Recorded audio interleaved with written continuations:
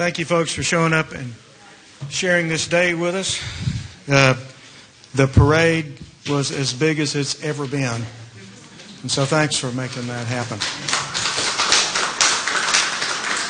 And a really special thanks to the folks from Camp David who, after weeks and weeks and weeks of feeding the masses, got back together and did it again. So thank you, Camp David. And now to our very able chairperson, Karen Decker. I didn't know that was my title till just now.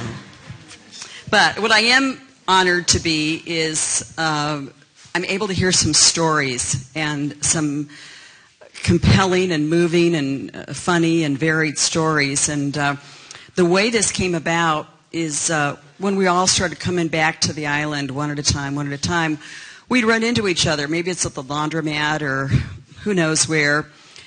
And folks would start telling their stories, and we'd hug and cry and smile and laugh. And it felt good to be back with our tribe here. And it also felt very therapeutic as we talked about it.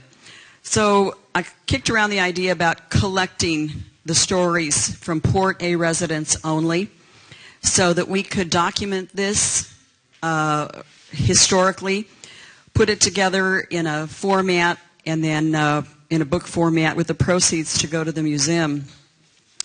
So coincidentally, it just happens to also be the timing of our 20th annual Old Town Festival and storytelling. So what is so much more appropriate than to hear the stories of those, whether through a civic obligation or many and varied personal reasons, decided to stay.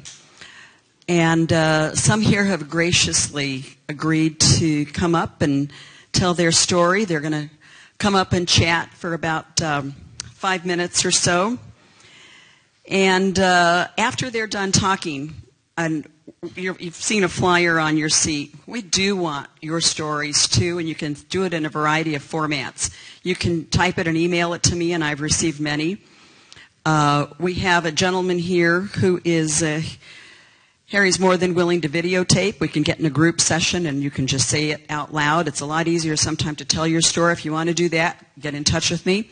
But local author Devorah Fox is here. Afterwards, we can sit and she'll do a workshop and she'll lead you through just to writing your story while you're here. You don't have to submit it if you don't want to, but you're more than welcome. So we have a roster of speakers here. I'm going to introduce them in a little bit more detail when they come up, but we're going to have Mike and John, Vinton, and another Mike, and Dave and Charles, and Jack and Bobby and Claude and Johnny are all here to tell you their stories. So the first gentleman that's coming up is one of my favorites at one of my favorite places to go to, Moby Dick's. And my heart was broken when I drove by Moby Dick's, but it's smiling again if I've walked in there, and a lot of it's by virtue of this man and all of his hard work. But you're going to recognize Mike Walkus, but you'll probably know him more as W. So W, come up and tell us your story.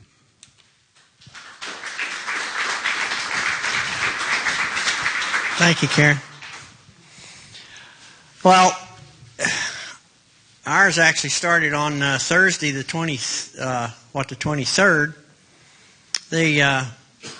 I was supposed to work that night and got a call at 10 o'clock that morning that we were going to shut down at 3 that afternoon because of the evacuation. So I went in and we started boarding up and putting up tin on the windows and things. And about noon, everybody asks when they come up there about the shark. Where did the shark go? What happened to the shark? And so about noon, we lowered the shark. And if you'd never seen that happen, he rides on a cradle that we lay him down on. And he laid there out the outside doors until about 3 o'clock. We were finishing up, boarding up, and putting tin on the windows and getting stuff out of there. They were cooking box lunches for employees and stuff. And we actually had patrons in there until noon. And then at about 3 o'clock, we wheeled the shark in, and we sealed the doors. The big porthole doors, if you know Moby's, were closed, and they're very, very seldom do those big porthole doors ever get closed. In 8 years, I've only seen them closed one other time, and that's an operation that you just can't believe how big those old heavy doors were. So they sealed the doors, and I stopped by the grocery store and grabbed a couple of things and went on back to my trailer over at Fun Time. And most of my neighbors were all saying, "Go with us, go with us, go with us." And I said, "Look, I spent almost 20 years in the Army, and I didn't try to outrun a bullet. I'm not going to try to outrun no white rabbit." And I will say now, I don't regret not going. I really and truly do not regret not going, but I don't think I'll stay for another one. But my trailer was anchored. I was anchored on blocks. I was anchored to a huge porch. I had a 6 foot by 8 foot porch, 4 foot high, and I had a huge tree out there. And I was keeping in touch with everyone from the Moby Dick's crew, especially. They were evacuating, and most of them were getting settled in. And about 6 o'clock, about 6:30, we lost power. Lost power first. And I went to my laptop and brought up one of the TV stations on their live feed. And the last report that I heard from the weatherman, it really brought some attention to me. He said, "You have to understand, when they talk about the eye, they're giving you distances from the airport." So that was about 6:30, and I lost that signal, and I was keeping track with people on the bottom of the hour because I knew the top of the hour would be heavy traffic. And along about 8:30, the last report that I received on the cell phone was that the eye wall was 30 miles away from Corpus Christi. And that hit me. 30 miles, Port Aransas, the airport, that sucker's here. And that was when I realized that the eye wall was actually pretty much gone. And I didn't realize until the next morning that we were on the left side. Of course, Rockport was on the right side, and I went across St. Joe. And the trailer across from me, I was fine. My trailer wasn't even rocking. And the trailer across from me is a FEMA trailer that the lady brought down here after Katrina. It had if you're familiar with Fun Time, Glenn and Beverly lived over there on the very, very end, and they had probably one of the largest pine trees in all of Port Aransas was up there. And lightning hit that pine tree. And I saw the lightning hit that pine tree through my front window. And the second bolt of lightning hit the trailer. It shot across, hit me, knocked me off my blocks, and suddenly I had to climb up to get out onto my porch, which that was confusing. I really had a hard time, and that was the first time that was the first time I got scared. And when I finally got out on top of the porch, I realized the rain had quit. My fence, I had a 4 foot white fence all the way around the trailer. It was floating. And that's when the dog got scared. She was floating on the mattress because I took in 5 foot of water in that little travel trailer in about 10 minutes. And suddenly, as fast as the water came in, the water began to go. The surge did not last more than 90 minutes. And it was gone. And by 1:30, I was in dry clothes, sitting in a dry chair, and me and the dog were dozing, and slept until the sun started coming up. And I went to the Civic Center and ran into a couple of people over there, and I asked about Ed Ziegler, owner of Moby's, And one of the patrolmen told me that he had been seen working. So I went out looking for him, and I never did find him until late that afternoon. But I came down here to his other place that he just had tore down here, the old Cool Breeze building, and couldn't find anybody down there. So I started to Moby's. Well, those of you who know me know that for 3.5 years I was the wholesale liquor clerk at what used to be Spanky's. And I mean used to be Spanky's. Because when I crossed over there, I saw Spanky's and I said, this is impossible. That's just no way that liquor store took that bad a hit. And I had already gone up, while I was fun time that morning when the sun came up, I went up to Mrs. Davis's deck. And I could see the palapa and I could see our palm trees at Moby. So I thought maybe the roof might have held. So when I came around the corner there at Spanky's, because the pile was so high, and there was all that trash filling the parking lot of Moby's. And you people know how big that parking lot is, and that straw was waist deep all the way into the middle bar. And I've got pictures that I'm going to be posting at Moby's later. We're going to be printing them, so you'll be able to see all the trash and everything that was inside.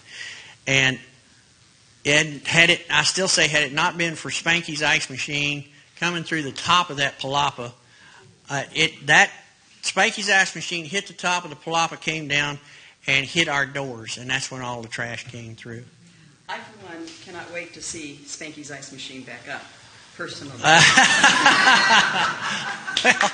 Well, I know the Hamiltons quite well, and they're going to be about a year, they say. A year? Yeah, they're going to be about a year. But they're going to be relocating over in the continent. That's a long time without Fireball, I'll tell you that. Right. It is. Thank you. This gentleman is going back to work. I just think he's the greatest. All right.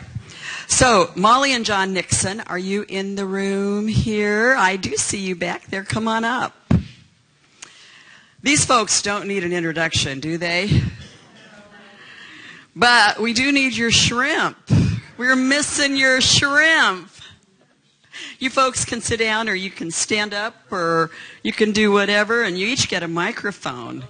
All right, one for you, ma'am. So you know the Pollyanna. We'll let them tell their story. Let me get you that mic here so we can please speak into it because it's being videotaped. Okay. You can go first. Yeah.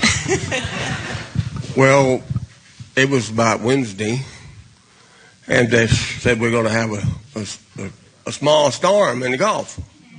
You know, it wasn't even hardly at the low, you know. And Thursday, they said, well, it might get a little bit more of that. And so I said, Molly, we got some big old lines. Let's tie this thing up real good. And we thought maybe we just tie it up real good and maybe leave. And then they said, well, it's going to be a little stronger than a 2. You know, I said, well, we're not going to leave because if we break loose, we got power. We could maneuver the boat around a little bit. So Friday, everybody was taking off the island. And then about dark, it started breezing up pretty good. But I was more concerned about the high tide, because I'm afraid if the high tide got too high, the floating docks would float over the pilings, and then it'd be like a torpedo going around there. So, but it never got very high. I mean, the tide did not get high in the harbor. I think it all went from the south out to Channel, because it barely got over the docks. But man, about 8 o'clock, I mean, this daggone wind was blowing so damn hard. I mean, you couldn't hardly hear yourself thinking. And 10 o'clock come in, was just screaming. And anyway, to back up, the couple kids, well, my great nephew, he had his boats at the floating dock tied up. And they said they're going to stand by. So they went over and got me. Both of them were captains. It was KT Scott and Roy Molina. And they said, well, we'll help you, John. We're going to be all right. So we was watching those lines real good. And it was just screaming so loud. And then all of a sudden, KT said, "Oh my God, look!" And we look out the side of the window, and the whole cove was turning a whirlpool. Oh man! I said, "What in the world?" And then it blew so hard it broke the piling, and then the boat swung out. And I said, "Oh man, we're in trouble." And I told Molly, "Get the dogs, and y'all get out there." We had 2 dogs with us, 3 dogs. So I said, "Get down in the bedroom right now." I said, "If we sink, we're not going to drown because we're drawing 10 foot of water. There wasn't but 12 foot of water there, so the boat would fill up." So anyway, KT and I said, "KT, you grab the throttles. I got the wheel." And he said, "I don't know where we are." I said, "I don't either." He said, "We turn the GPS on." So we turned the GPS on, and we zoomed it in to the cove. And on the GPS, you got a little boat in the middle. That's us. And when the last light broke, we started backing out toward the Almores, and all of a sudden we just going around and around. I mean, oh my gosh, we was in a tornado. We didn't even know it. And I said, "Oh my gosh!" I said, "Well, you know what to do, KT?" He said, "I'm gonna reverse one, power the other one down." So we powered, and then the alarm went off. And that one engine broke. I mean, locked up with some weeds or maybe a piling. So anyway, we had the other engine backing up hard as we could. And then all of a sudden, we started slowing down a little bit, and the wind changed. Instead of going south, we was going north now, and he was just hollering, and me and him was just hollering at each other, because we don't hear. And he said, "Man, we can't get in that channel. If we get in that darn channel, we're going to be sucked out offshore, and we'll probably be gone." So we pulled as hard as we could back in on the gear, and the wind changed just in time, and it turned us and headed us to the Coast Guard station. And I said, "Well, we're just going to the Coast Guard station." So we went up there. There wasn't no Coast Guard station. And KT said, "Well, what do we do now?" I said, "I don't know. Keep her going back." And I said, So I called the Coast Guard. And I said, "Is this thing ever going to quit blowing?" He said, "I don't know. We left the Coast Guard station." I said, "I know that because it's gone." And that brand new building just took off. I mean, and then we started hitting the bank of the Turtle Cove. The water was shallow there, and then we started slowing down. And then all of a sudden we stopped, and then we leaned over, and then the water was pretty deep inside the cabin because it was blowing through the windows and everything. When it took the generator off, and it was dark, and that was at midnight, and then we just sat there until daylight. And Molly, because she said, "I wish you could go in and tell them what you were doing." Well, it was told when the piling broke that I needed to get in the lower part of the boat in the bunk with the dogs. We had 3 little dogs with us, so I got down in the bunk and said, all I can do is pray. And I prayed till we ended up at that dock at Turtle Cove, and just was pretty assured that the boat was going to be all right because it's built so strong and it weighs so much. And but it was pretty crazy hearing them screaming and hollering and everything. And I really didn't know what was going on because I was in the dark. And it just got daylight a little bit, and then the police come by. And I said, "What in the world y'all want?" And he said, "Well, we got to get a mechanic. We can't get any generators running." So Bill was on there. He was a mechanic. And then Claude Bobby come up, and I said, "Well, how'd y'all do?" He said, "Well, we did better than you. At least we're here on land." Anyway, that was about it for us. We did make it, but somebody said, "You do it again?" And I said, "Well, if I did it again, they're going to be steel pilings, not no wood ones." But I don't think I'm going to do it again. I hope we never, ever have a storm like this again. This is worse than the city ever was. Because I don't think there's a house over it that hadn't been damaged a little bit. We all have one question on our mic. When can we get our shrimp? All right. Well, as soon as I get someplace to live, I also lost my home completely. And then I'm working on my boat barns to get them going because I need the money coming in before I can buy it and get making shrimp money. Well, we can't wait. Thank you both so very, very much.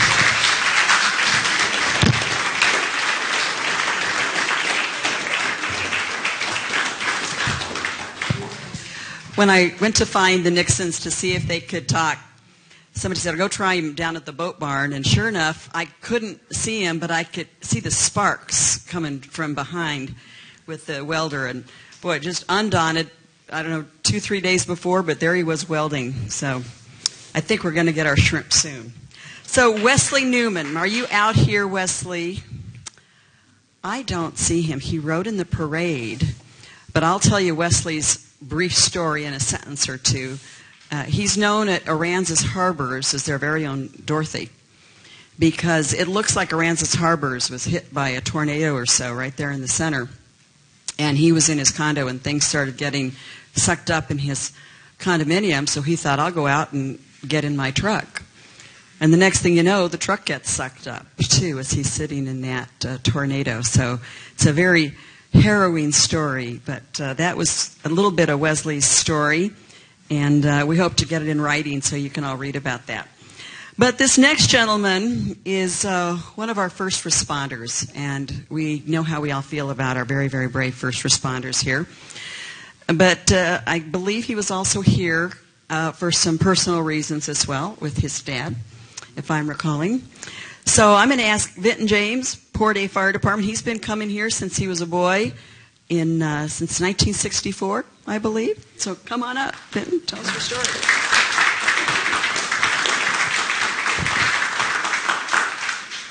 So me and my 98-year-old dad rode out this storm. And the story for this storm actually starts in 1980, when he was 61 and I was, I think, 15. And Hurricane Allen was coming up, and we'd boarded up the house and had our supplies ready to go. And Mama caught wind of it, came up to the house and threw a fit. And my dad decided, we could take one hurricane, but we can't take Hurricane Mama at the same time. So we had to leave. She stayed. And we made it all the way to Sinton because the traffic was so bad that by dark, about 6 hours later, that's as far as we got. Storm went south anyway, but okay. So this time, there's no one around to tell us to leave. So Wednesday, we got the fire department ready. We had the generator running. All the trucks were lined up. We all decided what we were going to do, which is pretty much, in this case, leave the equipment there. Thursday morning, got up, went to work.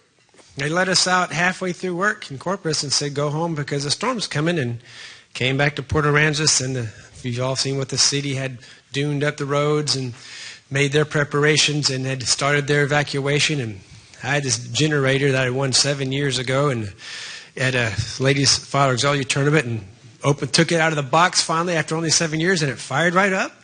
Good thing I had that.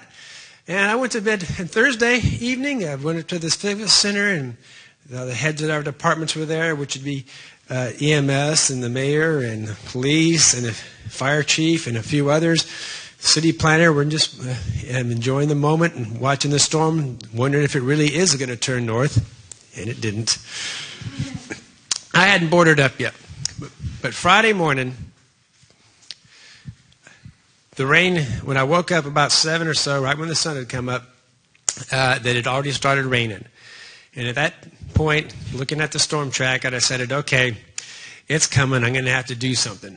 So spent all day boarding at my dad's house, taking stuff out of the house I lived in, moving everything into my dad's house, getting what supplies I could, making sure I had extra fuel for the generator, had a couple of Walmart air conditioners, and we were ready to go. And about, as you've heard from some other people, the closer we got to dark, the more the wind started coming up, the more it started raining. And I took Adam Maldonado, our assistant fire chief's command vehicle, from the fire station and parked it up at my house. And then I took a tour around town and took some videotapes of the water that was already coming up through the flats towards where Shorty's is and towards the Station Street Pier, which I took some before and after shots of that. And you could see the wind was blowing in from the northeast and chopping up the channel pretty good. You could tell a storm was coming. Now, it wasn't just the normal rough waters because of the directions. It was starting to rain pretty hard. And at that point, we started having some power lines coming down and some power poles come down. I was having to maneuver through a few streets and around these power lines. And some of them, I doubt if they were hot. I hope not. I had to drive over a couple of them. But that's just what it was. And Went home, and I thought I was done for the night. And then I get a call from my Aunt Mary Jo wanting me to go find my uncles Johnny and Ben, because apparently they weren't answering the phone and they're staying at her house. One of them is here now. So I'm driving around trying to find them. I found Ben, never found Johnny. Ben said Johnny was okay, going to get something at his house. And then I said, okay, and I went home, and then Mary Jo calls me again. Still, brothers still won't answer the phone, even though I told them to. She had me go to her house and take all her photo albums, put them up on the tables. And I drove around and still couldn't find those brothers. And I knew where they had to be. I went to the houses where they lived, and I still couldn't find them. How do you miss these people? And then eventually I did believe I got a hold of Ben again. And then about dusk, when it really started blowing, basically as darker it got, the harder the wind blew. And all the trees are, of course, were bending as far as they could bend without breaking just at that moment, because the hurricane really hadn't hit yet. But we don't have winds that are in the 60s and 50s every day, so it still looked pretty bad. And then we lost power about 5-something in the afternoon. And as the night went on, I fortunately had the generator running so I could have the television, and then the satellite dish blew off. So then I had my tablet so I could tune in and see that we had a nice, healthy, I guess maybe between 11 and 2-something in the morning, had a nice, healthy eye wall experience. It's not like we got the eye, where it passes over us and you get a break. We got the whole eye wall where the wind starts from the northeast and the storm just catches us right, so we get the 4-hour effect until it's blown from the northwest. And I thought, I wasn't really nervous, except for one time I was very concerned because I thought I heard the roof blow off. I go in my dad's office towards the north side, and there's still a ceiling, and the water is being blown in to the side through the walls because the wind was so hard. It turns out that we only lost some flashing. He didn't lose a single shingle. But at night, every time some of that stripping or something blows off the house or something hits the house and there's that impact, you wonder, did I just lose the roof? Because it was that hard. But as with most storm stories, the before and after the storm is where the action really is, because, let's face it, it's dark and you ain't going nowhere. So about 4:30 in the morning, I got an Adams Command vehicle and drove around to 12th Street and tried to avoid some nails sticking out of some wood, and drove off the side of the road a little bit and then got the truck stuck. Well, that didn't help. So I walked from there. It's still dark. I said, okay, I'm going to get another fire truck and come up here and pull it out, because it wasn't my truck. I couldn't find the switch for the four-wheel drive, which was right in front of me the whole time. And I'd walk down, but the first thing I do is I walk into Mary Jo's house, and there's Johnny and there's Ben in there, so I know they made it. I had no idea what it took for them to make it through that night, but that'll be their story. And from there I went into the fire station to get another truck and maybe some flashlights. Well, of course the front is blown in. The station is full of mud. And the first thing I found was one of the cooks from the Island Cafe, his name is Dave, sitting on the back of one of our engines. And he told me that I floated in here on a piece of my house. And it was dark. And you forget what it's like to have street lights, because dark means dark. So I got him a flashlight, so at least he had some light. None of the trucks were going anywhere. They were all flooded. The generator we'd hooked up the night before to get running to power the whole station had just enough water to get salt water and debris in the motor coil, so we didn't have any electric power. Even if we did, the bottom wire in the house station was toast anyway. So I get a couple of flashlights and I head back up the road because I'm going to go home, or I'm going to go try to dig that truck out a little bit. And Mark Young picks me up. Another ex-fire chief who spent the island here, who spent the night of the storm here. And we decided, don't worry about the truck now. The sun was getting ready to come up, and let's take a drive around town to see the damage. We've all seen a lot of photographs of the damage. But it's something different to see it when it's just finished up, when the sun's starting to come up. And because you're in awe, because you've seen photographs of it, but you've never seen it in your own town. I mean, by the time most people get back, it's not like Fox yacht sales where there's boats scattered all over the road to drive around. You notice that there's a drilling ship that wasn't in one place, but now it's down the channel. And one of the first things we noticed when we got down to coming down Station Street was the Pollyanna sitting over there by the Coast Guard station. That's different. But it was there, so we thought, it looked like they put it there on purpose. And of course they didn't. And so driving around town, boats on docks, boats all over the road. Some house is gone, some house is still there. And the alligator's just laying on the side of the road because it's exhausted over there by the dump. And Spanky's Liquor, you saw that. One look at that, because all the liquor bottles are still sitting on the shelves, and that's the first place the looters are going to come. And sure enough, 30 minutes later, 3 people, we see them walking up the road. And they're looking, and we know. And sure enough, police are right there in a few minutes, because that was the first looting call we had. I got to tell you, I might have been right there with those looters. Yeah, I can. And then one more interesting one is, from that point, we're taking equipment out of the fire station, trying to find anything that would run, and we got 2 vehicles to run. One was Brush 3, one was Rescue. And me, and where's Ian at? Ian here. I just met him that morning. He was with me. I think if he hadn't filled out his paperwork, it's coming for the fire department. And we're driving around Cutoff Road towards the police station, and we slow down for a second. I look over to my right and said, "Are we on fire?" Yeah, I'm driving a fire truck and we're on fire. The salt water had gotten into the batteries on these electro-hydraulic powered units. And when the salt water drained out, now you have a big resistor, and the acid battery caught on fire. So I'm in the back of the truck pulling out these batteries, going to the side of the road and chopping them up.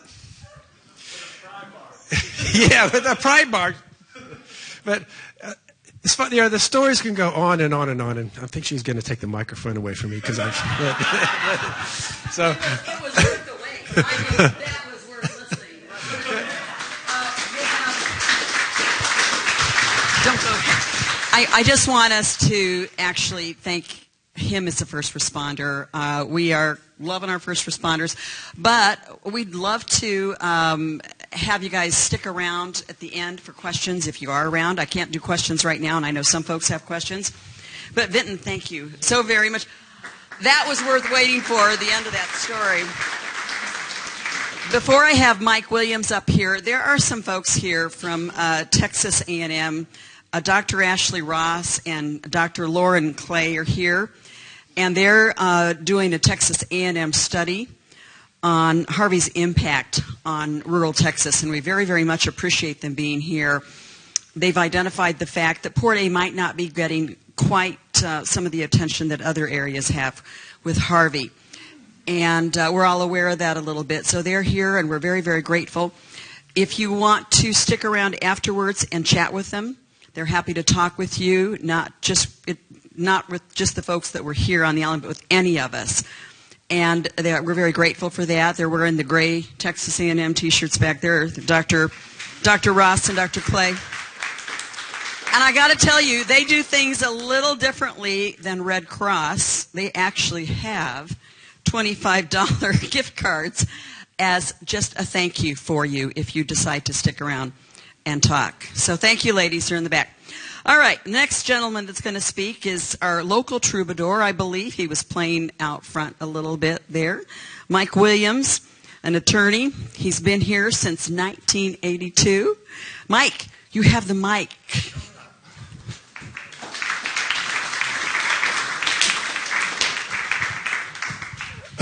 Thank you. Yeah, I came here in 1982, probably at the low point of my life, on impulse. Things weren't going well, and I went to visit my kids. Found their pet, the family pet was in distress, respiratory distress. Called a neighbor, take him, euthanize him. So I was crying and drinking a little bit of alcohol, and I felt like getting into the car and driving, and I ended up at Mary's Malibu. And a bunch of people reached out, kind of took me under their wing, and I decided to stay around Port Aransas. And then I made a decision that I really want to stay here, probably for the duration. Fast forward to Thursday, August the 23rd. It was time for another decision. And the decision was to stay or to evacuate. So the intelligent thing to do, of course, when making a decision is to weigh the facts, make assumptions from those facts, and act on them. And I weighed the evacuation. I remember Katrina with the overflowing toilets, the crime, the crowding. I remember, which one was it? I forgot. The one where the people cooked on the highway. There was traffic jams. Okay, yeah. And 200 people died during the evacuation. I thought about one option was to hop on a bus for 7 hours, go to the AT&T Center in San Antonio, sleep on a mattress or a cot, be withheld from the Port Aransas when it was over, probably eat MREs, sleep on a 6-foot. I didn't want to do that. There may be TVs around there where they would have the view or Kardashians, and I'd rather be blown on by 2 hurricanes. Anyway, so I decided. The information I had at that time, starting from Thursday, was that Harvey was a tropical storm about 80 miles off the coast. And a lot of the national weather things had him scurrying for the Port Aransas area and going up toward Port Lavaca. And like I say, the national weather people were more worried about Houston and flooding. So I decided to stay. I went to the grocery store and got some Boost and some Ensure, some water, a jar of peanut butter, and I thought, okay, I'm set. So I stayed there. I was at the 421 Avenue C. That's a duplex, I think you can remember, across from Fun Study, where I'm sure it was 8-10 feet above the street level, I thought. Maybe 14 feet above the sea level, so I thought if you were okay with the surge, and housing pretty sturdy. So I went to the bedroom, plopped on the bed, and went to the early hours, and everything was fine. But like the gentleman said, around 8 o'clock, 10 o'clock, the winds start. And you haven't had any power. I lost my flashlight somewhere, and I was okay. I feel, in fact, I liked the first part, the rain part, and felt secure. But there was a point there around 10 o'clock where the noise was deafening, absolutely pitch black without a flashlight. The cell phone battery went down. That wasn't any good. So I was there still with the roaring going on, and the front window, and there was 2 bedrooms. Front window went out. I was sitting on a full-size bed, 72 by 54. I felt the wall going back and forth. I had my head on the wall, and then it was black. I just felt it. And then in the corner, I heard dripping from the ceiling. And like an old man, I had to get up and go to the bathroom.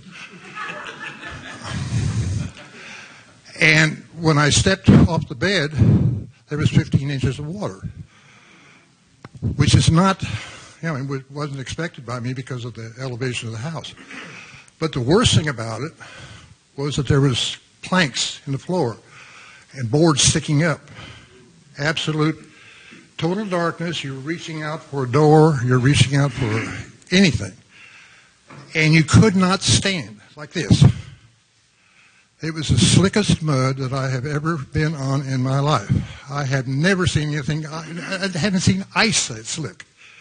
So I was sliding around like that, and wasn't fearful, but I was concerned that I was going to put my face into an upright board or something. So I made other arrangements for the bathroom. What the lawyers call change of venue. And I climbed back into the bed. So I'm sitting here in the dark and listening to the drip drip of the ceiling, listening to the outside, feeling the wall undulate. It undulated so bad that a wall clock came out like that over there. And I remember I started giggling to myself because I remember a story Dad told me one time about a law partner of his that was trying to go to officer school in the Army.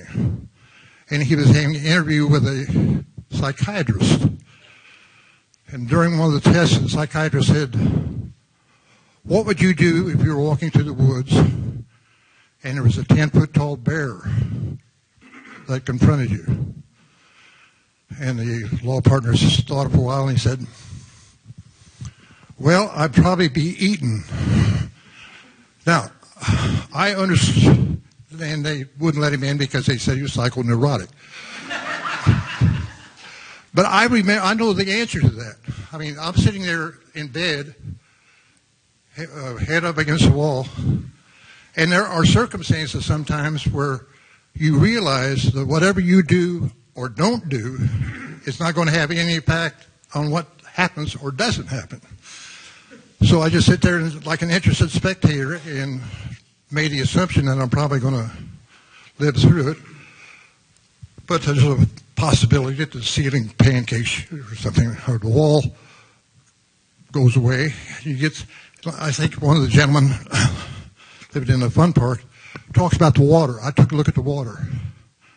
And if the house had broken like some on Gulf Street, you would have probably died because you would be sucked under the water or you would have been hit with some debris that was going 80 miles an hour or something.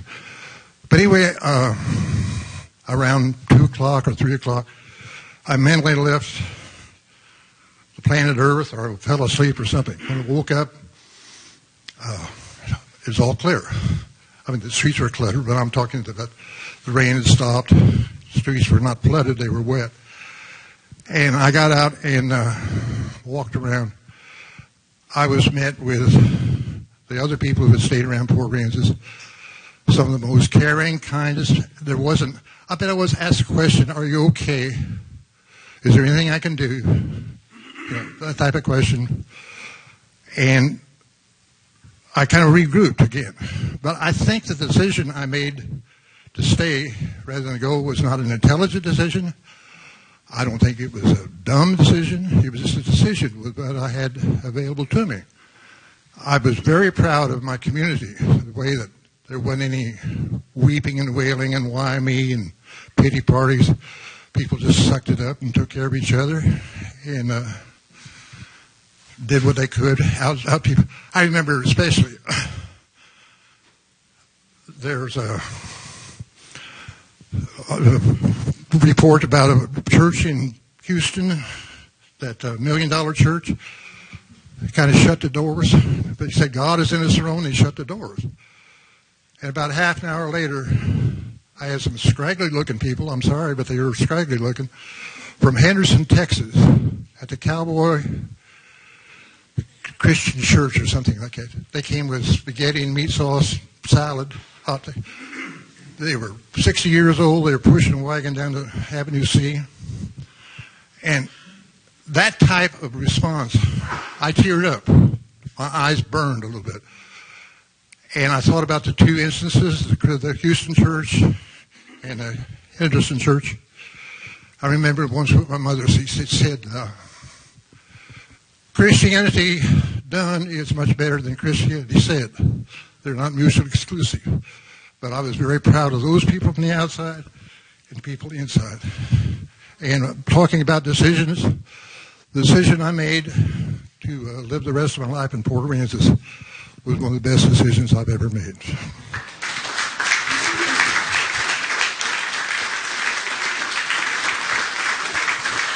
I want to say something about Mike just real quick. I mean, that is a story of a strong and dauntless man, and I knew he was even before this because he comes to my fitness class twice a week and enjoy he works hard, and we're glad you made it through.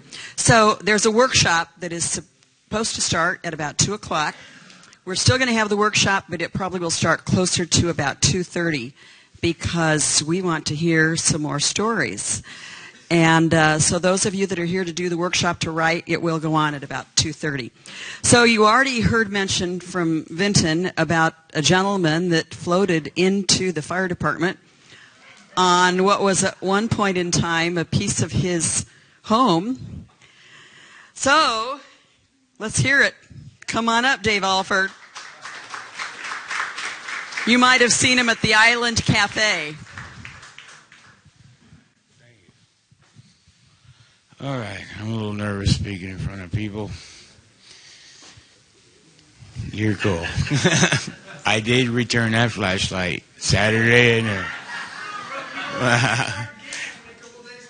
no, it was a young man that was sitting there, Ian. Anyways, I'm not going to sit here and ramble. Thursday I was scheduled off. 7 a.m. I go to work, have coffee. We got family, Pete and Dora, they have relatives. We got waitresses with youngins. Dave, what are you going to do? I don't have a cell phone. I don't hardly pay attention to the news. I became complacent in 10 years of Port Aransas. I bragged about not having a key, payday to payday. So then Thursday, 7, and then they closed the restaurant down. I went back for lunch. I was gone. Restaurant's not. I'm like, oh, that's interesting. So then Thursday, I'm back at the trailer park behind Island Cafe in Lovitz. Now, an old fifth wheel. It's been there 20-something years. The axle's buried. But it was shelter. I lived there 6 years. It was my home. So I get news that IGA is closing at 2 p.m. Thursday. I get there 1:45. Got $100 in my pocket, wandering around, and I'm like, what am I going to do? So I got 20 pounds of ice and 2 6-packs of tall boys. And checked on my neighbors, Paulie and Joe and Stan. And then Friday morning, everything was mellow. And then at noon, I went back to check on Polly and girl Joe. Well, they had jetted. So I'm like, all right, I'm walking around the fire. I'm the last human here, man. Ginger that works at the coin wash, she had a red kayak laid up against her. And I'm like, well, mental note, there's a flotation device. There's no one, and I don't have a phone. And luckily my parents, I love my parents, Betty and George, they bugged out Thursday, and they had the cat, and you know how things go. But so now Friday, I'm watching my game show. I'm looking at the clock, 4 p.m. I didn't get to the end of the game show, and power went out right before the best part of the game show. Steve Harvey, whatever, that family feud. So I'm like, cool, no power. Oh dear, I got a little flashlight. But then at 8 p.m., the wind is kicking. Bedroom windows go. An old fifth wheel. About 9 p.m., ass end of the trailer goes. So I close this. I had to fill the bathtub with water, a couple 5-gallon bucket of tap water, because I knew, you had to bathe, drink, whatever. So then I closed the slider to the bedroom. I closed the slider to the living room, kitchen area. I got the bathtub filled up with water. I got a white lawn chair, toilet, and sink, and maybe 8 beers. So I'm like, doable. there's an old grate on the bottom of the bathroom floor, and the water started bubbling up through there. I opened the slider, look out in my living room. The refrigerator's floating like a beach ball. And like Mr. Williams said, decision-making time. And I had like birth certificate, ID, money in Ziploc bags. So I grabbed a jacket, windbreaker, football jacket, had a pouch. Opened the door, and this wahoo, I got flushed out. Now, I'm a pretty strong swimmer, and I was trying to get to the firehouse, but bounced off Adams' pink house through that alley, and I was heading to the fire, but I couldn't touch the ground. I couldn't swim. So 9th Street, the current was going to the Gulf. So I'm trying to get to the firehouse. The doors ripped open. And then, I got CenturyLink. They have the garage where they have the vehicles, and then they have the office. Well, in between the two buildings is a chain link fence. So I got washed up in there. And there's a bucket truck right on the other side of that chain link fence, a Ford 350, and the water got about 6 inches higher than the front emblem of that grill. And then it started going down. And there's a cooler, as I got it right here today. The cooler's still on the side that I grabbed a hold of, flotation device. But it's still there. It's like, is it jinxed? I'm going to go get it. I'm going to put it in the yard and paint it or something. Bobby, would that be stealing? All right, thank you. Won't be looting. But it's still there. I mean, 8 weeks later? But I love this town. You make decisions, and I love y'all. And Frank, we do breakfast. Mike, Saturday morning after I did the firehouse, and you were stunned, like, what's this Yahoo doing here? Shelter. And he did get it, and he goes, well, there's water and Gatorade in the cooler. I go, I already got one. But it was just really cool how everybody pulled together. Mikey Elizondo, boat mechanic Mikey, Saturday morning, approximately 8, 9 a.m. I'm wandering around. He goes, Dave, get in the golf cart. And he lives on 10th Street right behind the firehouse. And he got a brand new house. They just moved in May. And they survived really well. He had 2 55-gallon rain barrels. So I got to bathe and loan me his shirt. And we got Mr. Williams. And so we cowboyed up. I mean, we had propane for lighting, for weeks. A couple weeks the power was out. The little garden things, the solar, we just take them off at night, put them around the house. We had lights. We just cowboyed up. And we'd always have a perimeter. We'd have a message. People stopped by. They needed anything. We had coffee, eggs, bacon. And then we just, bicycle mark, Mikey Elizondo, you and myself. And we just did it for a couple weeks. And then the power came on. Which, it's good seeing nice faces. You have a fabulously...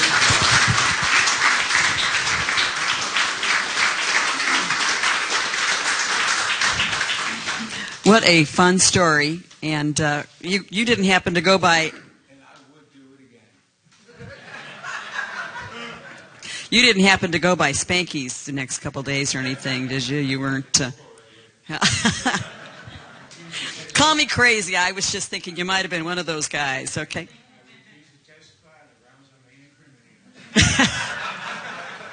There's your man. In fact, I saw your picture on TV. Did. All right, this next gentleman is really an interesting man. He spent years in the shrimp industry, most of his time out in the Gulf of Mexico on Gulf shrimp trawlers. There's 1 year he was 240 days at sea. So he knows a little bit about rough waters and such. And Mr. Jack Gant came here in 1941 after Celia, correct? Come up and tell us your story, Mr. Gant.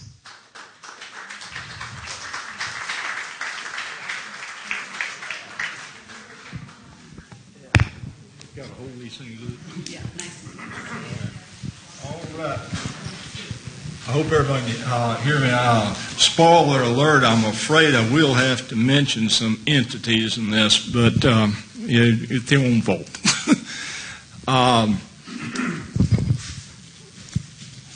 I'll say one thing about this thing is I wasn't really prepared for it. My wife Sue had been up in Houston visiting with her sisters and going to a doctor's appointment for the week before the storm happened, and she didn't get back until Tuesday. And during this time, this storm Harvey had already, been developing, and had been following it because Sue's sister Ann lives in Belize, and there for a little while, at the first formation of the storm, it was, sort of down in that part of the world, and so I've been keeping an eye on it. And so, like I say, Sue's come back Tuesday, and Wednesday they were saying there's going to still be a Category 1, might increase to a Category 2. They didn't seem like they knew exactly where it was going to go, but I decided, we'd start boarding the house up anyhow. It's going to be bad enough to do that. So we started finding some old boards we had and taking some measurements to make some others. I figured the electricity would go off, and so I'd better get all the ones sawed to the right size in case I had to nail them up instead of putting them up with screws. And so I started working on that pretty hard Wednesday. And Thursday they started making noise about, maybe this is going to be more worse than a Category 1 or 2, and it might be increased to a 3 or something like that. And so started finishing boarding up the windows and stuff like that. And we had a boat, Fortuna, it's a steel hull sailboat. Down in This is Charles Ferguson and not Jack Gant. Yeah, Charles Ferguson. Sorry. We got ahead of Jack Grant. I switched things out. Yeah, she got us mixed up. Yeah, like I said, I can't even hear. I didn't even hear what she said.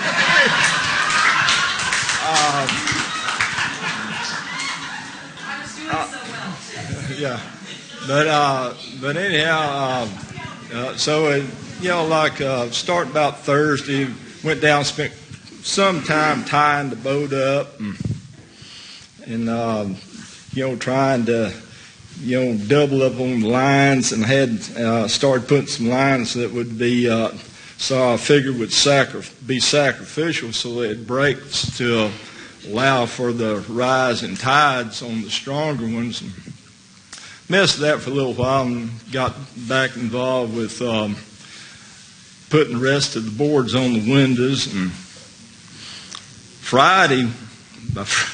by Friday they done decided that that maybe this storm will be worse than they thought. And I said, that's just great. Because and then I remember some storms that they had back in 88 or 89 when we first started living on the property we're living on now. And I remember this one person, I can't remember the name right now, but they evacuated. There was a mandatory evacuation. I don't know, it was 88, 89. And we stayed for it, and there was some high tide, storm surge, whatever, and there was probably about 90-mile-an-hour winds or something like that. But we went ahead and set through it, and our house is a prefab building that's set up on pilings, and it made it through that one, and it's also made it through some winter storms with, above hurricane force winds. And every time had a chance over the years. I've tried to, keep replacing wind tie downs on it because the ones that come with it, you could tell they was rusting out. So I tried to stay ahead of that over the years, getting, improving on the tie downs. That's why I was thinking about staying in the first place. But I remember this one fellow died because he evacuated, because he got involved in an automobile accident over around Laredo or something. And then I got to thinking, our old truck's 10 years old, and last year I had to weld angle iron onto the frame to reinforce the frame because I've been driving down to the beach so much. We have 3 kitty cats, and I could just see, man, I just as soon set out the storm here, regardless of how big it is, as to get caught out on the road with 3 cats in the cab of the truck and maybe have the rear axle fall off or something like that. So I said, well, Di's cats are going to stay. And so Friday, started making the last preparations. Found an extra 100 feet or so of rope I usually keep around to tow stuff off the beach in case it gets stuck or something like that. And took it and cut it in half and went down and doubled up the lines down on the boat. Long about, 5 or 6 o'clock. Wind was, at that time, was blowing out of the northeast pretty hard. And you could tell it was starting to shift more towards the north. Wind was already, I'd say, well above tropical storm force. I would imagine around 50, 60 mile an hour, maybe more. Checked the boat one last time, went back, took the truck, drove it up there by the chapel on the hill where people park their cars to go up and look at the chapel on the hill. Figured that'd keep it above high tide. Some remember walking back from there, the wind was already blowing so hard you couldn't hardly keep your raincoat on. One of the last things I remember doing before dark, rigged up a block and tackle and pulled the lawnmower up on the porch. And then we just commenced to set the storm out. Of course, the lights was out. One of the first things I did after dark, I stubbed my toe in a stool, and I think broke my middle toe. We'd taken a precaution. If anyone ever decides to do this, this worked out pretty good. Put a whole lot of bottles of water in the freezer before the electricity went off, so we had a lot of bottles of ice, or made the freezer function as an ice box, but that's just a tip. I don't recommend this. I know when the storm, at the height of the storm, about midnight, I remember we had some real thick plexiglass windows in the front, in this door that opens up to our porch. I know the wind was so strong that it overpowered the cat flap. I had a big ice chest full of water sitting to try to keep the water from blowing through the cat flap. Doors were shaking real hard. Looked out through the window. One of the things sights that really struck me was I have a bag made out of shrimp net. I have a shrimp, tri-net bag, and it will hold about 10 and 12 pounds of potatoes. Had about 5 pounds of potatoes in it. I remember looking out there, and it was just sticking out straight horizontal with 5 pounds of potatoes in it. And it wasn't even flapping. It was just sticking out there. And I thought that was sort of interesting.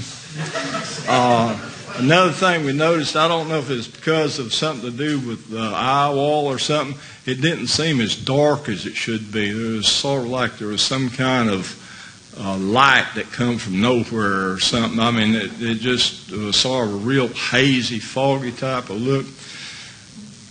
Along about 1 o'clock, then Susie got to looking around, and we figured out all the cats were asleep. So we said, well, that's a good sign. Our bed was about half the bed was soaking wet from water dripping through the sheetrock. But we found the dry part at the end, and about 2 o'clock we went to sleep. We got up in the morning. Had to take a hammer and knock the door open because the doors were swollen so much from soaking up water. Went out in the yard, had to find an axe and a machete. It took about 20 minutes to chop the way out of the yard because of downed trees. Hiked up to where we left the truck. And, I was real thankful that there weren't no trees or telephone poles on top of it. And so we drove around the island. And almost everywhere you went, there was down this and down that, and something totally missing here, and something you wondered how it stayed there. Drove down to the harbor, and the boat wasn't where it was, despite trying to tie it off right. And anyhow, I got to look around for it. Sue said, well, did it sink? I said, well, the water's not deep enough for it to really sink. There'd be some of it sticking up someplace, you know. And sure enough, I seen it. And this is sort of funny, but it's really sort of sad too, man. The boat, of all places, had landed on top of Woody Sports Center fuel dock. So I went over there, and I said, well, shit, man, maybe we'd hurry up and move it. But it had gone in at high tide. Evidently a storm surge, 8-10 foot, whatever it was. That's what caused it. Broke loose, I'm sure. And it had come down. It was nested. It had pilings all the way around it. It was sitting right on top of where there was a walkway or dock or something out there. And it had pilings fore and aft and port and starboard. It was just completely nested in there in these damn nest of pilings, man. And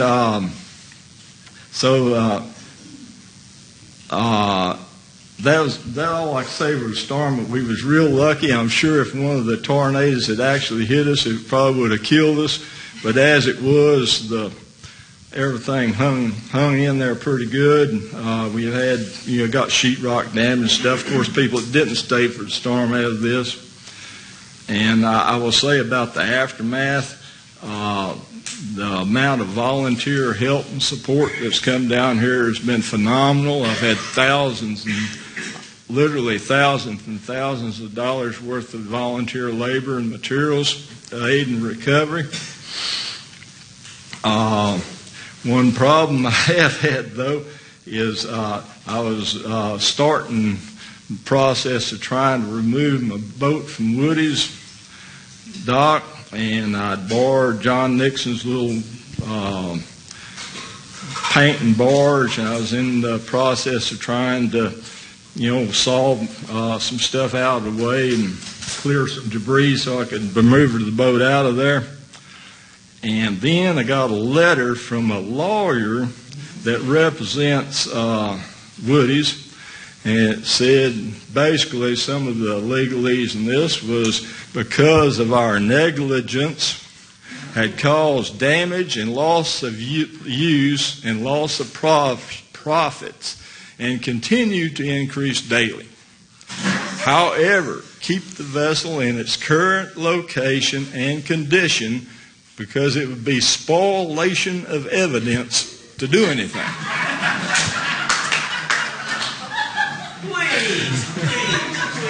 And in the meantime, the claims to our insurance company have gone from $100,000 to $300,000 to $700,000 worth of damage. And the insurance company hired us a lawyer, and he says they're obviously just fishing. And so anyhow, that's my story, and I didn't really want to have to include that part, but it's definitely part of my problems behind the hurricane. And thank you all.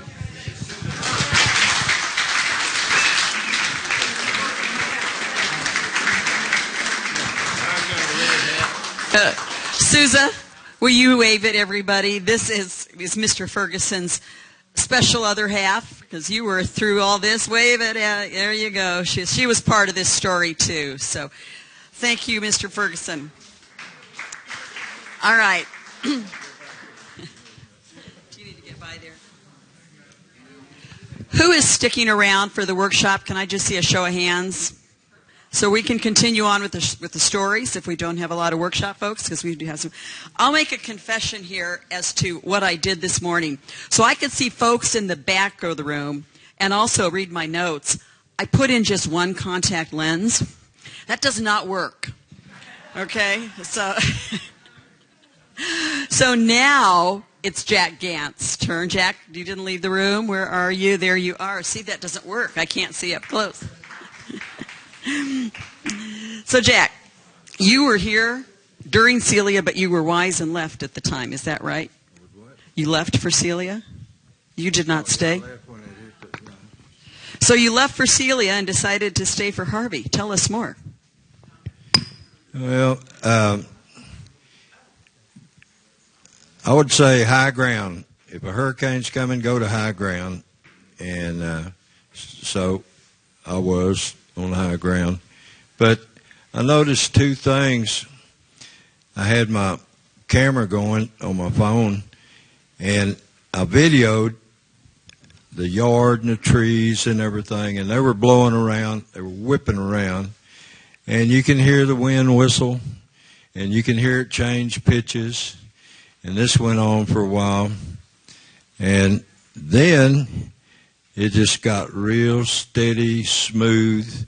I don't know how fast it was blowing, but that's when the trees and the fences went. And I guess the whipping around loosened everything up. And then when it hit, I think if you look at the hurricane path, the first band is a major hurricane force winds. The second band is hurricane force. I think we call it the hurricane force band. If I look at my videos, and it was very extremely gusty, and then we caught the major, and it was just solid wind. And I think that's when everything, I know that's when the fences and trees I was looking at went by. I kind of wanted to go out in it and see what it felt like, but you wouldn't have enough reaction time to duck, if a piece of tin's coming. But there's something that I was here when Celia hit, and I was with one of these friends that I was drinking beer at Cody's, and he said, one more beer, one more beer, one more beer. And I'm watching here. I said, let's go. One more beer, just one more. And we'll go. All right, let's go. No, just one more beer. So finally, I had to go from sand dune to sand dune. When the tide would go out, I go to the next sand dune to get off the beach when it came in. But I didn't stay for it. But I've heard people, I guess it's 47 years from Celia, say there's going to be too much concrete. They're building too much. They're laying too much concrete in Port Aransas. And the next morning after the hurricane, I went out, and there's boats all over town and everything. Any of you did that? No. And I got to thinking about a bucket of water. If you take a bucket of water and throw it in the sand, it doesn't go anywhere, it just sinks in the sand.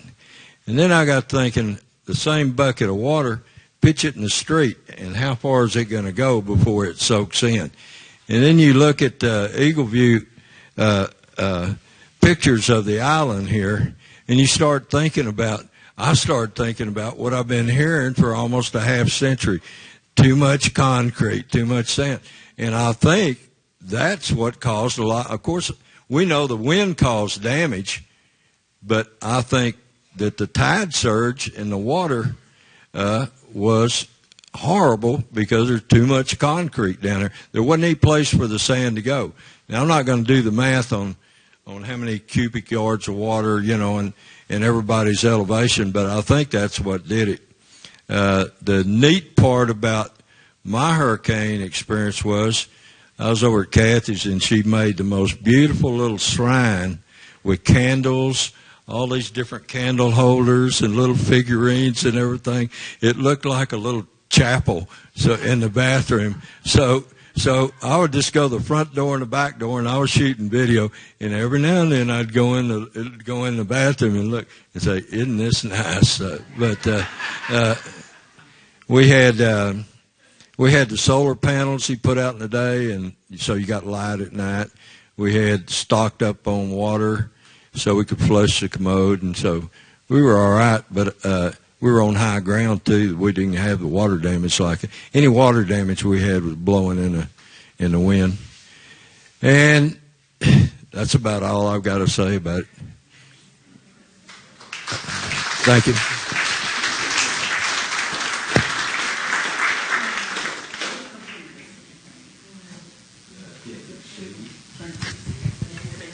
Yeah, but it's not this band. It's part of this band.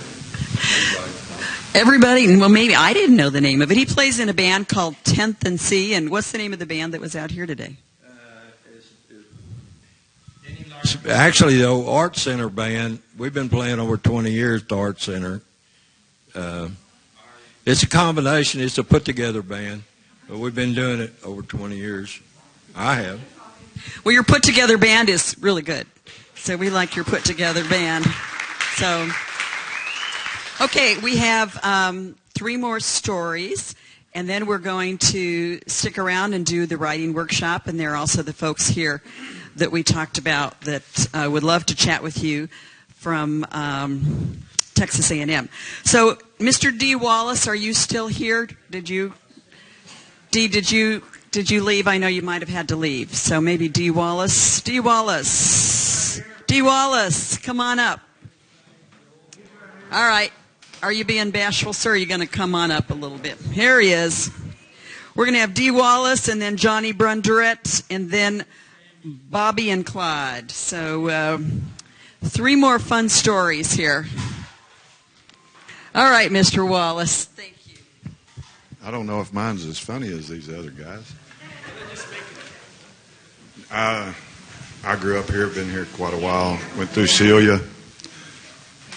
Celia, so didn't have a real great experience in Celia, and then I've been in between a couple of hurricanes and within 50 miles of the eye of one in boats in the Atlantic Ocean. So staying here really isn't on land, isn't really as scary to me. I guess it's more of an observation, and I feel like I belong here.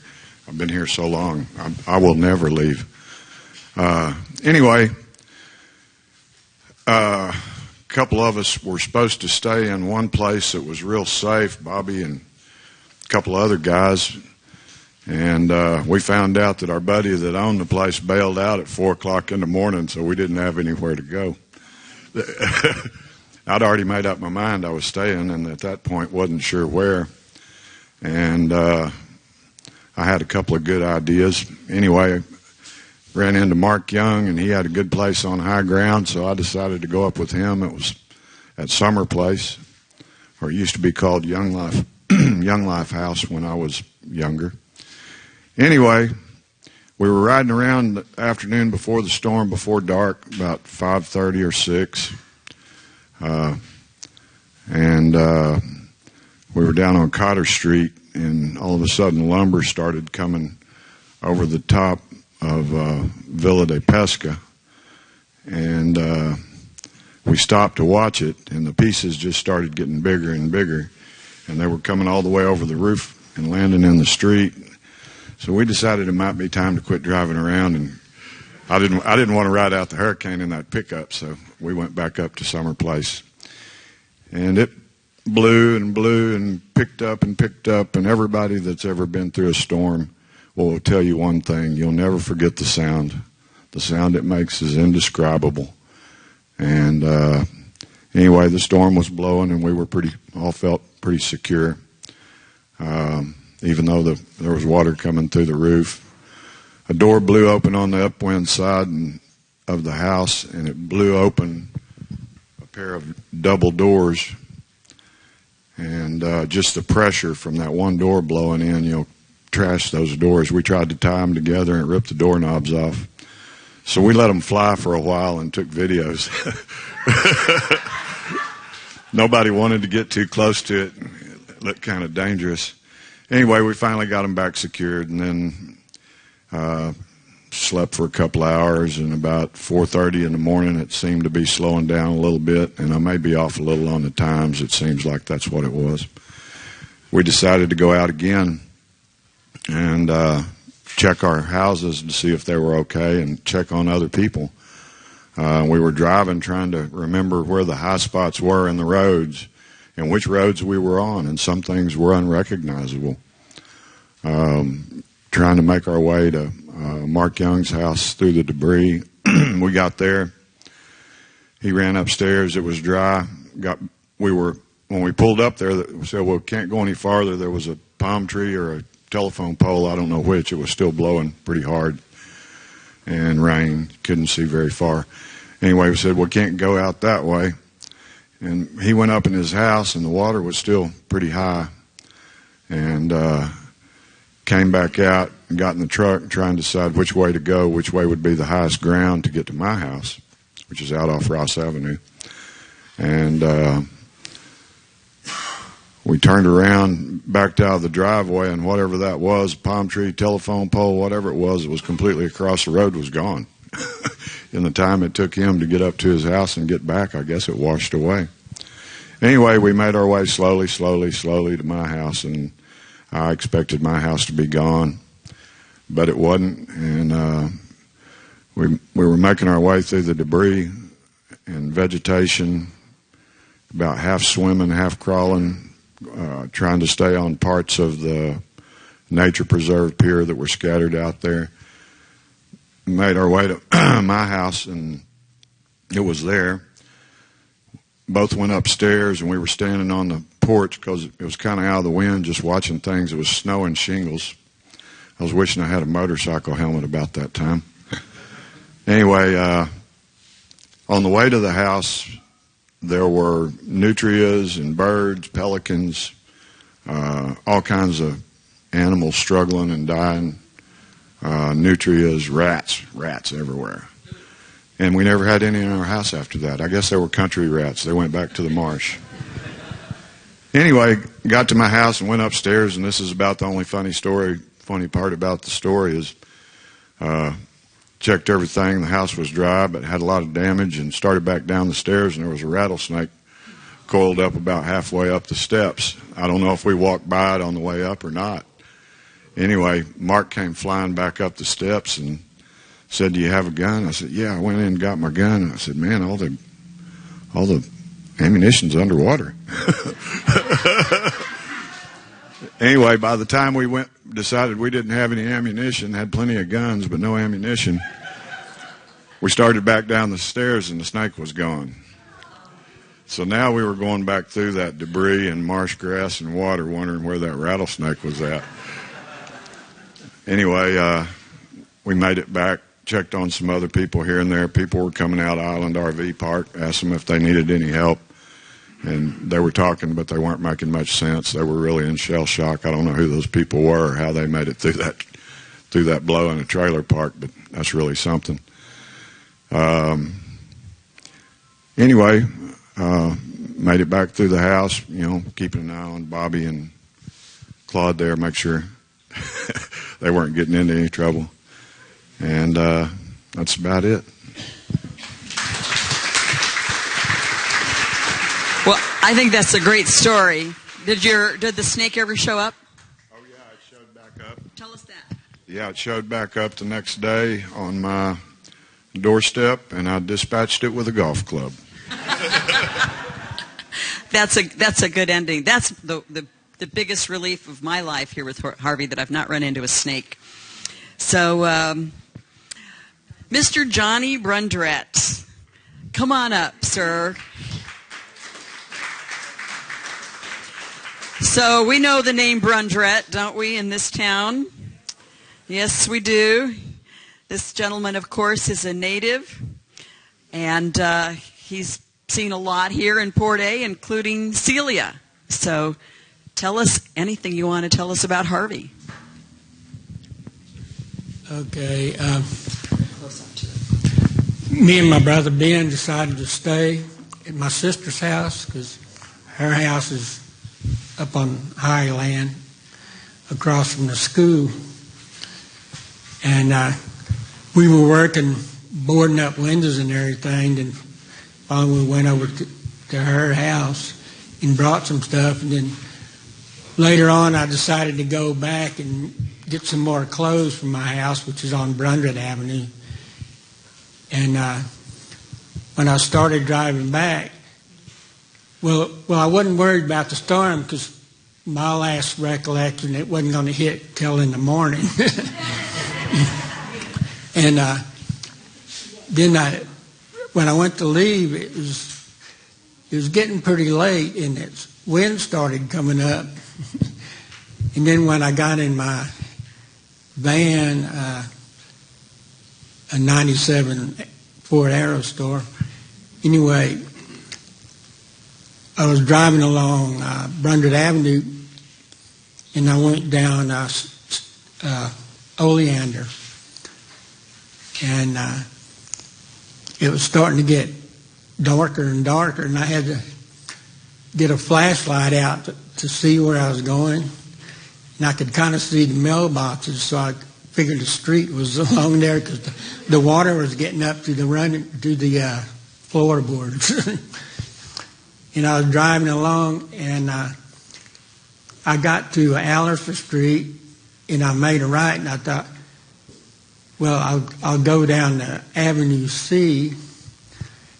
But then it got to where I could see less and less. I could hardly see anything. And finally, I figured the place where I was supposed to turn. I made a turn to the left, but that wasn't the street. And I got up to a fence, and when I tried to back off, the wheel started spinning, so I was stuck there. And I was on the left side of Spanish Village, and on the other side, I think Sammy's was the place. And when I got up there, it was actually out of the water. It was up high. I thought, oh, this seems pretty high. So maybe I'll just stay in the van. But then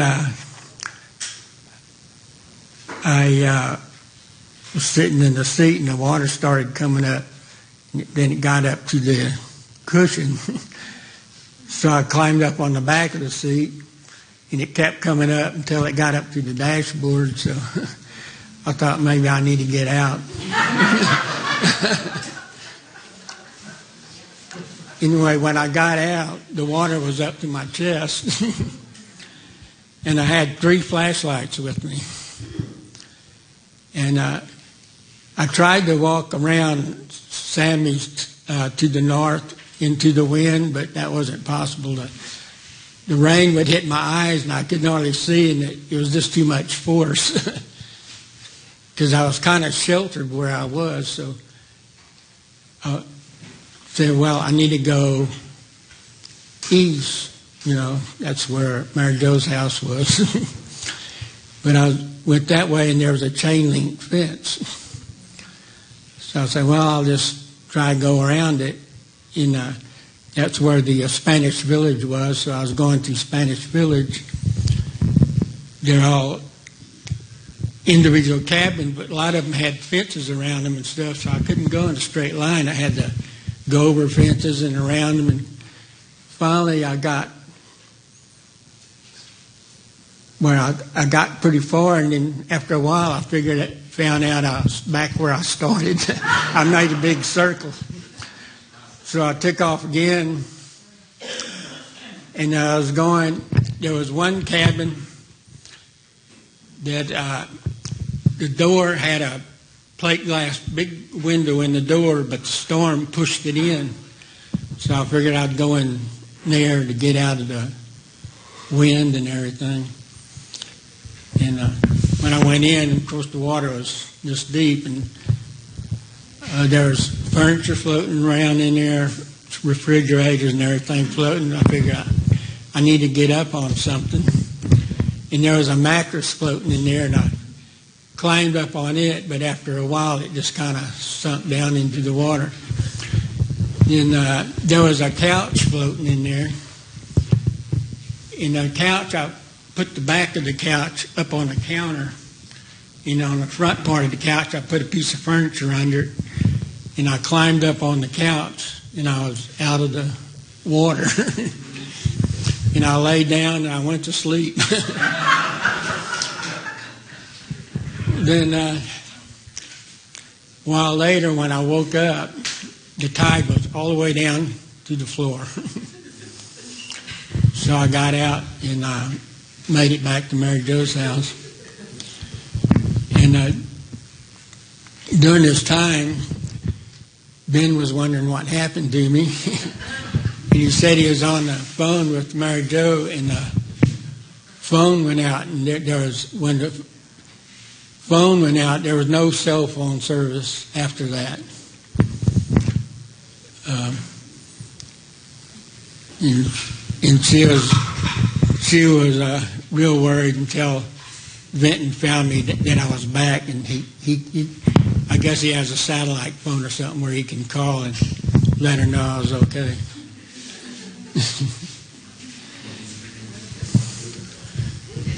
I guess that's it.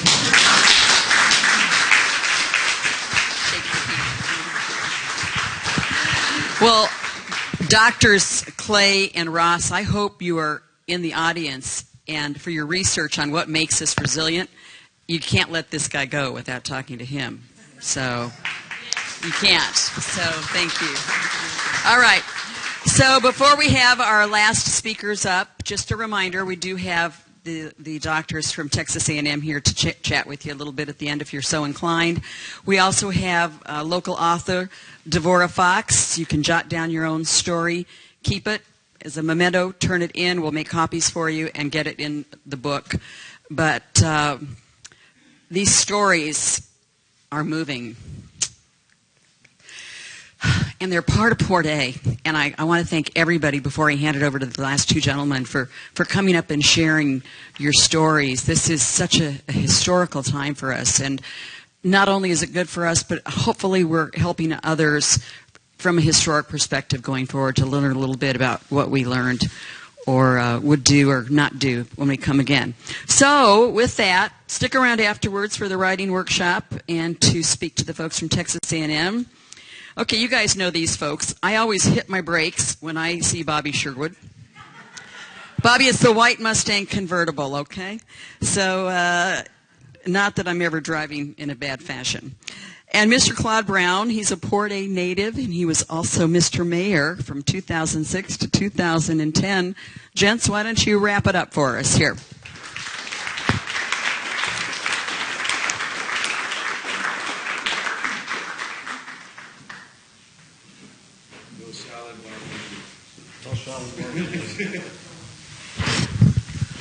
How y'all doing today? I think a special thanks ought to go out to the guys that ran the Camp David. They were very relentless in their efforts.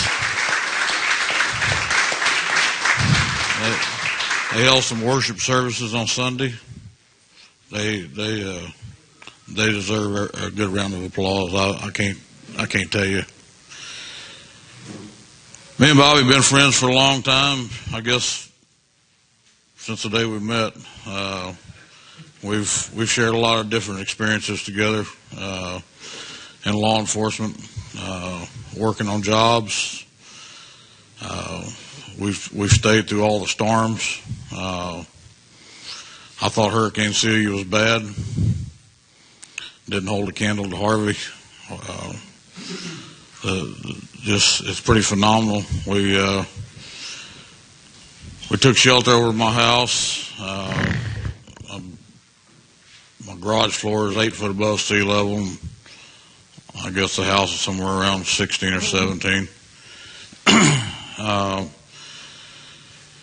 I've got a crane service. I put some big lifting straps over my house. I put a backhoe on one side and a crane on the other. Cinched it down on the outriggers because I figured that was the only thing that was going to keep it there. I've done that on several occasions on scares, and I think this time it worked. My house is still here. Thank the Lord. I've heard a couple people speak about the wind, the noise that it makes, and the sounds. It's something that you'll never forget. The most vivid part about the noise was it sounded. I don't know if you've been around a real locomotive that pulls the big cars. I mean, 60, 70, 80, or 100 cars. But the engines in those things, they're called electromotive diesels, and they literally shudder the ground when they start to pull. And at one point, the wind and the noise resemble that times 10. It was like the cars it was pulling was twice overloaded with granite. It trembled the ground. It trembled everything around you. It shook that house. You could feel the impulses of it, the moving effect. I was looking out the window facing the north when the rain began. The first thing I noticed, there was only about 6 inches of water in the ditches. And I thought that was a little strange. And I got to watching the rain, and it was raining sideways. And I know you've probably heard that expression, but it was raining so hard sideways that the water never touched the ground. The streets were virtually dry. It's something that I'll never forget.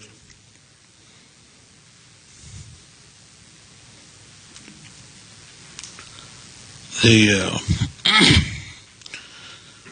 china berries on the trees next to my house were being ripped off the limbs, and as they pelted against the side of the house, it actually sounded like machine gun fire.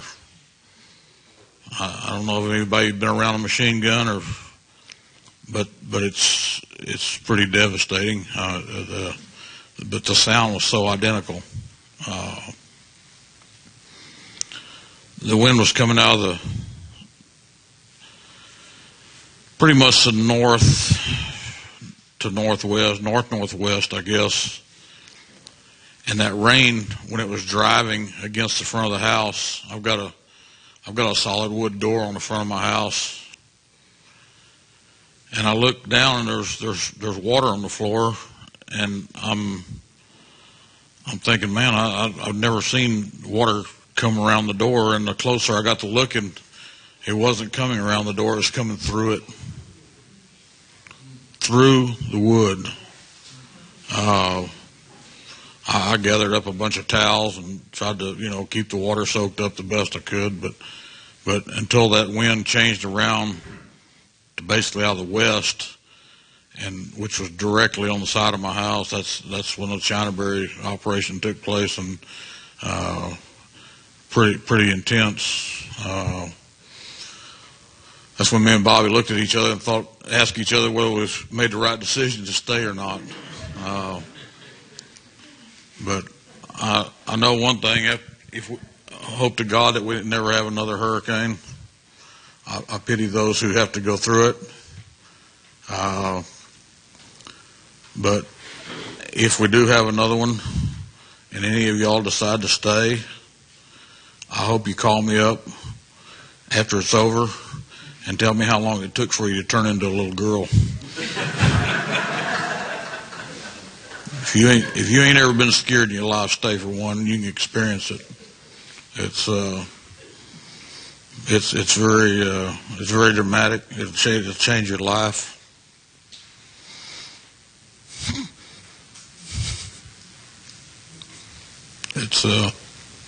I don't want to do it again.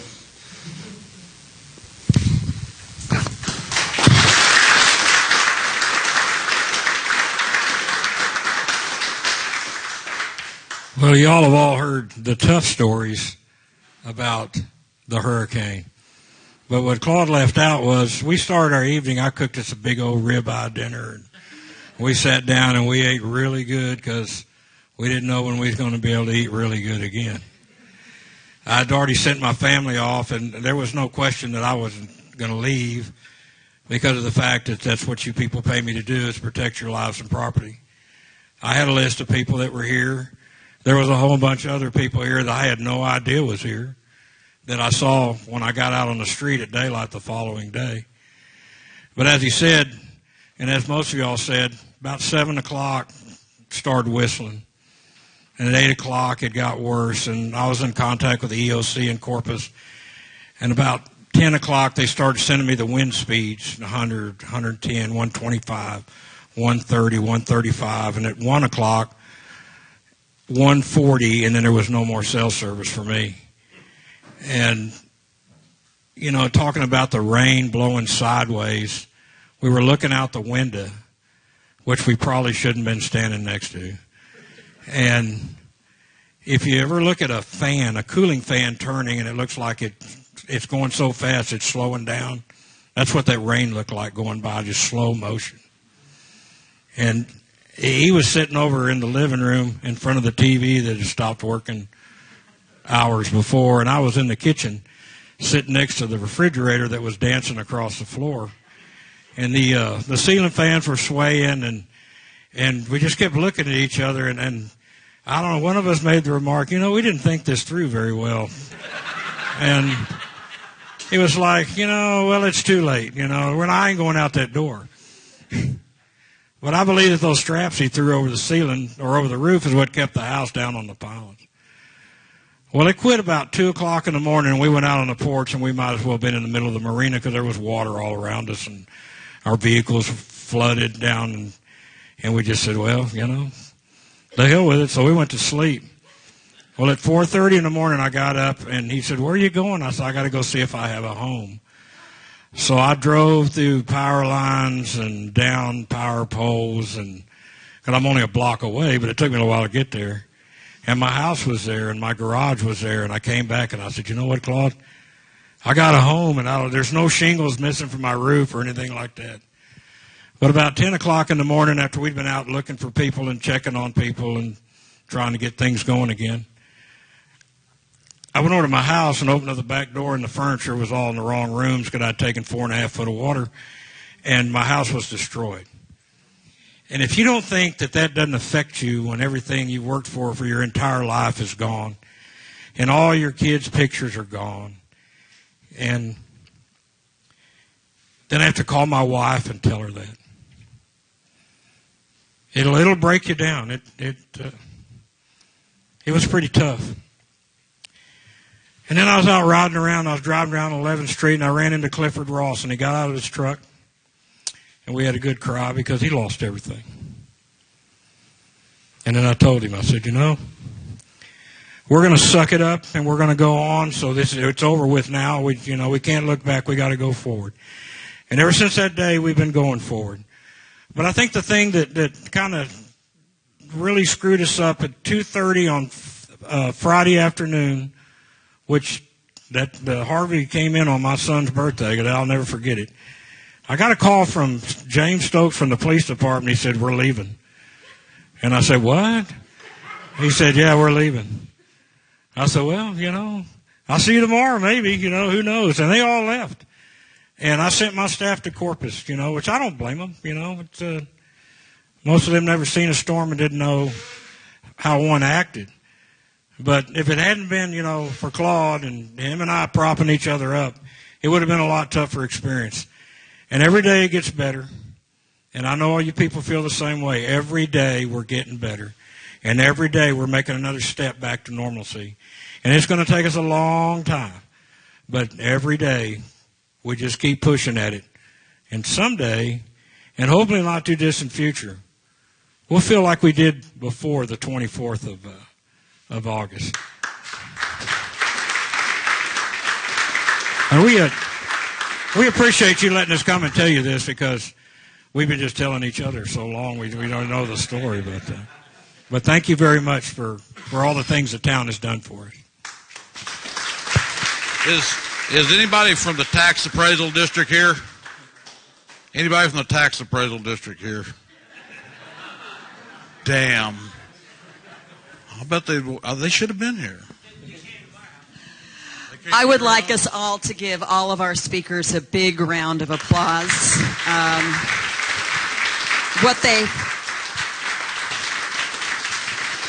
Anybody, I'm gonna put this out there.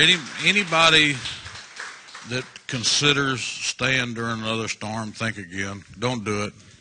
It's not worth it. And if you do stay and you do make it, it's going to change your life. And mentally, it will change your life, I promise you. And it's not for the good. Pack it up, get out of town, and it'll be here when you get back. Good advice. Stick around. Write your stories or submit your stories. And I love that we ended on that note, that this is not something people should stay through. So, and inspirational. Thank you both very much. All right.